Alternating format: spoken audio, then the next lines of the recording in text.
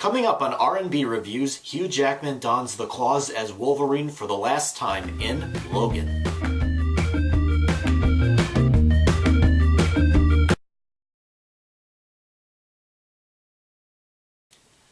Logan is the third Wolverine spin-off movie and the last film Jackman says that he will play the X-Men character.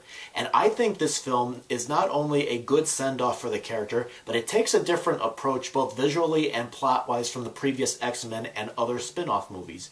Set in the future where the mutant population is almost non-existent, an older Logan is earning a living as a limousine chauffeur. He is also taking care of a frail Professor X, once again inhabited by Patrick Stewart, who also has mentioned that he will be giving a swan song performance with this character in this film as well.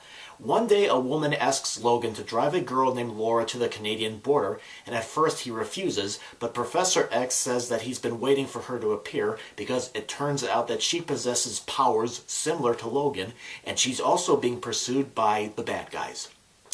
Logan was directed by James Mangold, who directed the previous spin-off film, The Wolverine, a movie that I enjoyed very much. And I enjoyed Logan for the most part. I like that it was an immense departure from the previous Wolverine and X-Men films. For example, instead of a colorful action explosion blockbuster, we get a gritty, R-rated, almost realistic drama-oriented movie. And we also get a bit more violence here. But what this film does have in common with the other films is that the movie is somehow relatable. The characters are doing whatever they can to survive in a difficult economical situation, as well as dealing with aging. I like that Logan continues the exploration of the character's theme of finding good and evil within the Wolverine character. And I thought the film was very well paced and that there was good humor as well as having me on the edge of my seat, and I really liked not knowing the direction that the movie would take. And I also felt emotionally invested in the characters.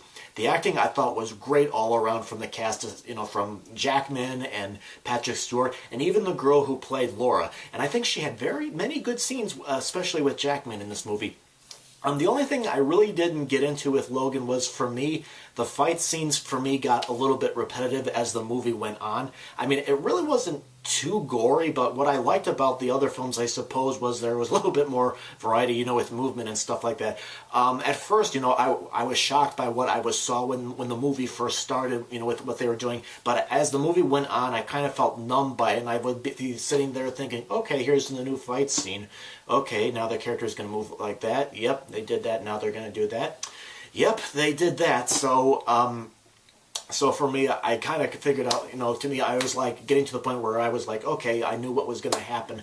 And this is probably a minor complaint, but sometimes I thought, now there is swearing in this movie more than the other Wolverine and X-Men films, and, sometimes it sounded like it was there just to be there, but sometimes it really did help with the emotion of the characters, but other times it felt like it was just thrown in there just because it's an R-rated film. But overall, I thought Logan was a very well-made film. I liked the direction the film took. I thought it was an entertaining film. And I would probably rank it up there with X-Men 2 and The Wolverine and Days of Future Past as one of the better entries in this series. So definitely, Logan is a must-see movie. So if you haven't seen it yet, feel free to check it out. And I'm going to go ahead and open the comments to you. Feel free to put what you thought about the movie or leave a comment about what you thought of the video. And if you're interested, come check out the main page, look at some other reviews. Both something you can watch at home as well as in the theaters. Alright, thank you very much for watching.